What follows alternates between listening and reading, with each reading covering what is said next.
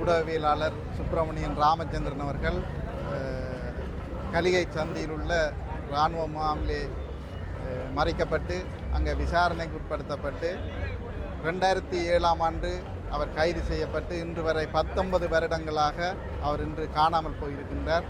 அந்த காணாமலாக்கப்பட்ட ராமச்சந்திரன் அவர்களுக்கு நீதி வேண்டி இன்று நாங்கள் இந்த கவன ஈர்ப்பு போராட்டத்தை வடமராட்சி ஊடக மையத்தினர் இன்று இந்த பருத்தித்துறை நகரத்திலே செய்து கொண்டிருக்கின்றார்கள்.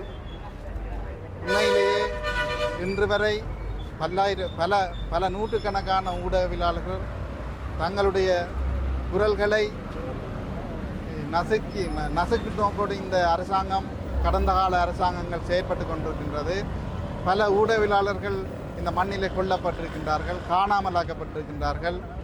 ஆனால் இன்று வரை அதற்கான எந்த ஒரு நீதியான விசாரணையோ எதுவுமே நடைபெறவில்லை.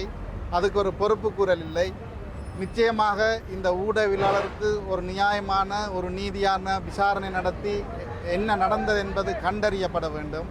எல்லாவற்றால் இந்த ஊடக சுதந்திரம் என்பது தொடர்ச்சியாகவே இந்த இலங்கை நாட்டிலே தொடர்ச்சியாகவே ஒரு அடக்குமுறையாகவே இருந்து வருகின்றது.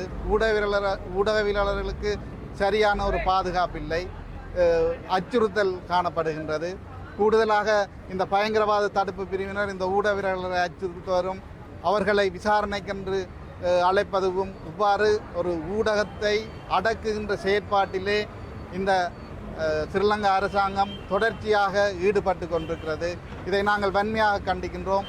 ஊடகவியலாளர்கள் சுதந்திரமாக அவர்களுடைய பணிகளை மேற்கொள்வதற்கு செயற்படுவதற்கு இந்த அரசாங்கம் பலிசமைத்து கொடுக்க வேண்டும்.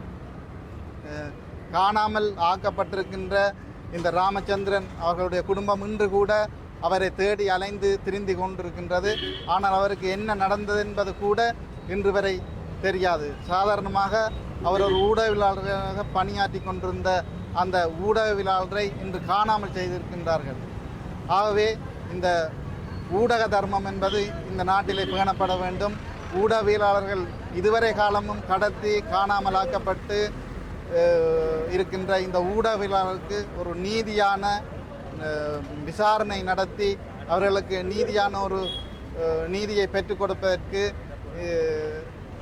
ஒரு விசாரணை அவசியம் என்பதை நாங்கள் வலியுறுத்தி கூற விரும்புகின்றோம். அதைவிட இந்த மண்ணிலே தொடர்ச்சியாக பாதிக்கப்பட்டு கொண்டிருக்கின்ற இந்த ஊடகவியலாளர்கள் அவர்கள் நிம்மதியாக சுதந்திரமாக இந்த நாட்டிலே செயற்படுவதற்கு இடமளிக்க வேண்டும் என்பதை நாங்கள் இந்த இடத்திலே வலியுறுத்தி கூற விரும்புகின்றோம். நன்றி.